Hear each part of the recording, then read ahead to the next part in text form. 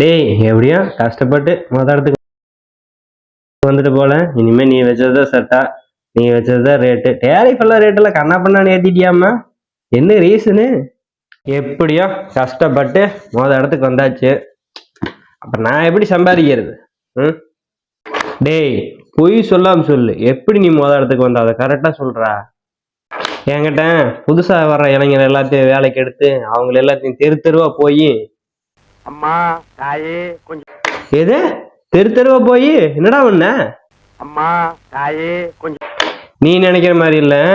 கஸ்டமருக்கு எல்லாத்துக்கும் நாங்க சிம் ஃப்ரீயா கொடுப்போம். அதனால அவங்களுக்கு வருமானம் வரும். எங்களுக்கும் கஸ்டமர் நிறைய இருக்காங்கன்னு சொல்லிட்டு நாங்களும் ட்ராயில காட்டிடுவோம். அதனால எங்களுக்கு வருமானம் வரும். அவ்வளவுதான். டேய் அது மட்டும் இல்ல, ஐபிஎல்லுக்கு 45 நாள் ஃப்ரீயா கொடுத்துருக்குற. ரைட்டு, ஓகே, ஃப்ரீன்னு மக்களும் வாங்கிட்டாங்க. அதுக்கப்புறம் ஏன்டா 500 மட்டும் போட்டா போது 2 மாசத்துக்கு ஃப்ரீ டேட்டான்னு ஓயாம போன் பண்ணி பேசிட்டே இருக்கிற. மக்களை எல்லாம் டார்ச்சர் பண்ணிட்டு இருக்கிற. இதுதான் கொடுத்து வாங்குறதோ? ஃப்ரீயா கொடுக்கும்போது வாங்கினீங்க இல்லையா? அதனாலதான் நாங்க சொல்றோம் என்னன்னா, எக்ஸ்ட்ரா மறுபடியும் 1 மாசத்துக்கு ரீசார்ஜ் பண்ணுங்க. அப்படி ரீசார்ஜ் பண்ணீங்கன்னா உங்களோட சிம் எங்கிட்ட நிரந்தரமா இருக்குன்னு சொல்லி நாங்க ஒரு டேரிஃப் கேட்டா வச்சுக்குவோம்.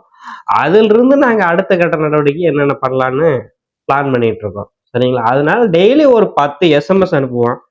ஒரு 10 தடவை எங்க கம்பெனில இருந்து உங்களுக்கு கால் வரும். நீங்க எடுத்தாலும் வரும், எடுக்கலினாலும் வரும். வந்துகிட்டே இருக்கும் கால். பாத்துக்கிட்டீங்களா? இதுதான் ஓசியில் கொடுத்து பீச புடுங்கிறது. அப்படித்தானே?